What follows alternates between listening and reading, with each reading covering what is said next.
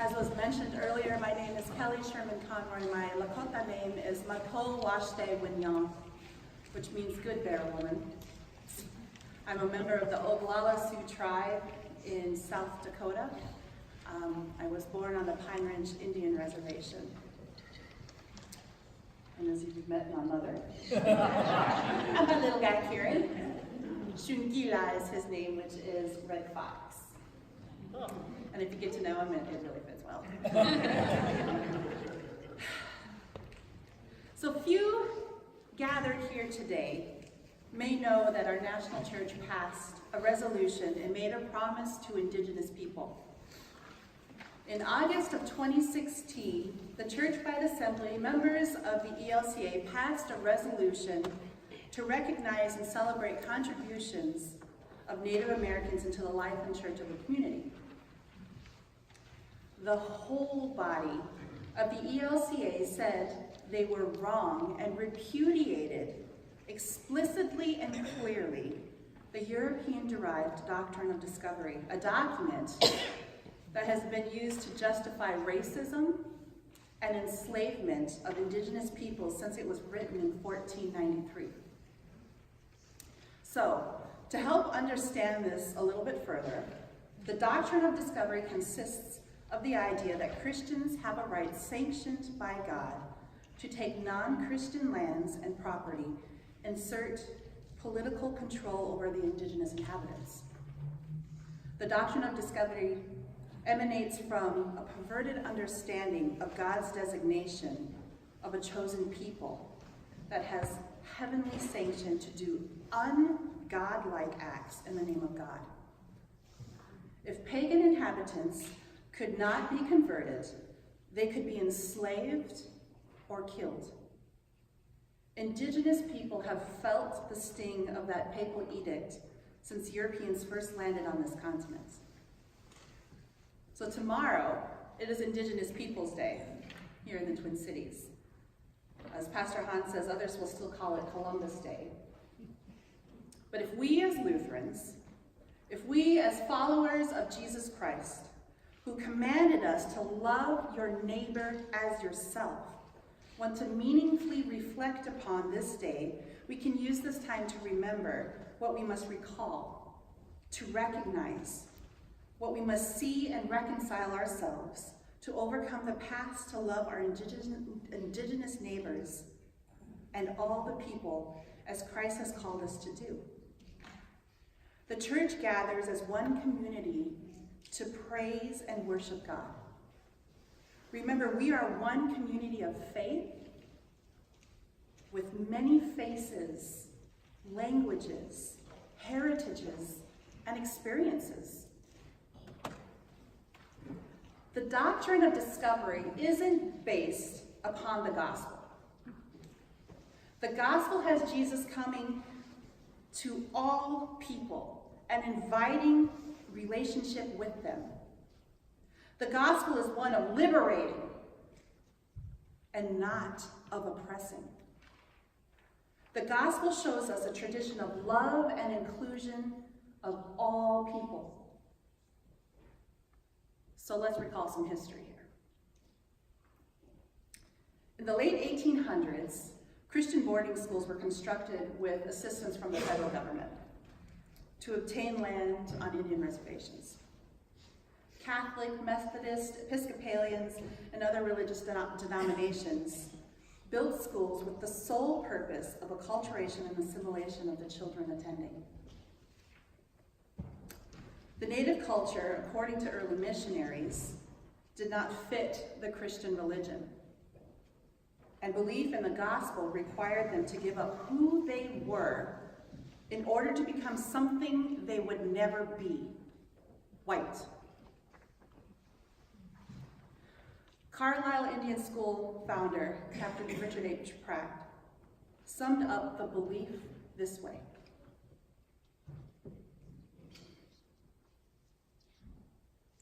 a great general has said that the only good Indian is a dead Indian. In a sense, I agree with the sentiment, but only in this. that all the Indian there is in the race should be dead. Kill the Indian in him and save the man. So basically, once the Indian part of the man had been purged,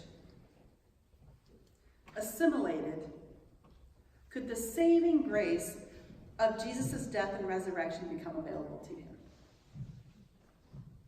The end result was the reduction of the indigenous population from an estimated 12 to 20 million people at the time of European contact to 237,000 Indians in 1900.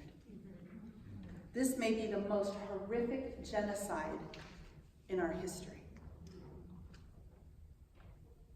We have done some remembering together of the evil perpetuated against indigenous people, but how do we recognize what to do to attempt to correct this injustice? Our national church has recognized the need to reverse this history. First, remember that as we gather today and acknowledge the sacred lands we live and worship upon, we remember that before the sidewalks, the roads, and bridges that brought us here today, this land was an oak savanna. Indigenous peoples walked and lived on this sacred land. We give gratitude and know that it holds both pain and beauty for Indigenous peoples today and for all of us. Names matter. And today we honor Native peoples of this territory by proclaiming the names of the 11 federally recognized tribes of Minnesota. The Bois Forte Band of Chippewa, Fond du Lac Ojibwe, Grand Portage Band of the Minnesota Chippewa tribe, Leech Lake Band of Ojibwe, Lower Sioux Indian Community, Mille Lacs Band of Ojibwe, Prairie Island Indian Community, Red Lake Band of Chippewa Indians, Shakopee Metatawankan Sioux, Upper Sioux Indian Community, and White Earth Ojibwe. Along with these 11 tribes, we also honor and recognize the indigenous people of this territory whose tribes were never formally recognized by the federal government. So what else can you do? Seize teachable moments with children. We can dispel the many myths surrounding Columbus and the conventional history that is taught in our schools. The Thanksgiving holiday is next month, and that presents another teaching opportunity. Now, I'm not saying to do a lecture on Turkey Day,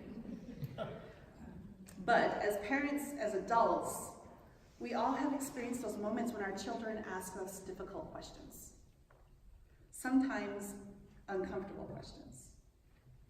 That is the moment when we can impart some truth and genuine understanding. I was once told that because I was Native American, that I could not be a true Christian until I denounced my family, current and past. This was only within the last 10 years. That I had either had to be a Native American or a Christian, but I could not be both. My great-grandfather, John Conroy, Washukua, did not take a stand at the Battle of Greasy Grass and lived to become a Native Christian and continue to practice and enculturate our Lakota spiritual beliefs and practices for me to just give it all up for someone who did not want to take the time to understand and to learn.